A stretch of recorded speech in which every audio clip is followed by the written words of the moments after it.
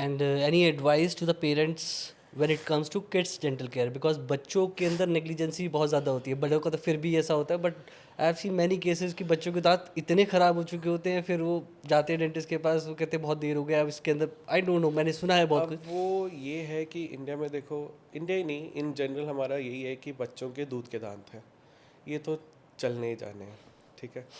But दूध के दांत खराब होते हैं तो फिर नीचे के भी दांत खराब होते हैं, ठीक है।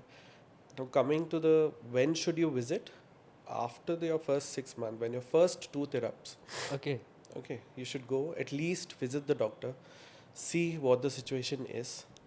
अदर देन दैट, जब दांत नहीं है, जब गम पैड्स हैं बच्चों के, ऐसा नहीं है कि they don't need to be cleaned, even they need to be cleaned. Oral hygiene starts since the day the child is born. The cleaning of the gum pads is equally important than cleaning of your teeth. Okay. है ना? That gum pad का cleaning massages the area. It develops certain psychomotor responses that the child is supposed to develop, and it helps in the proper development of their milestones basically, and it helps you also assess if they are reaching that certain milestone or not.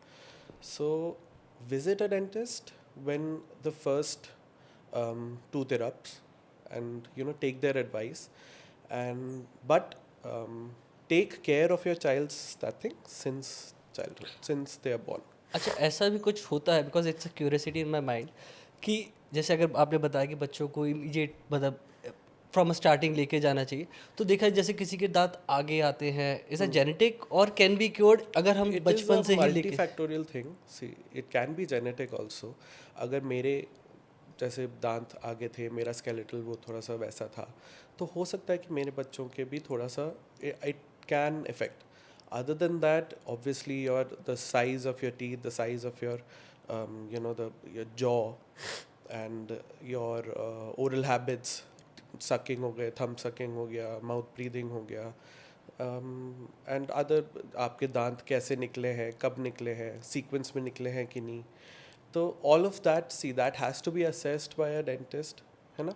And अगर कुछ ख़राब हो रहा है तो वो उसको हम, that something known as preventive dentistry, so we, और preventive orthodontics that people call it, so we can do that so that you don't have to do braces. But yes, that is something that has to be educated. अब आपको education तभी मिलेगा जब आप dentist के पास जाओगे, दिखाओगे उनको एक बार, एंड देन ऑब्वियसली अच्छा, थंब सकिंग से भी दांत का। Thumb sucking, mouth breathing, all of them play a part in shaping your jaw. Okay, तो उससे it just create a that's good.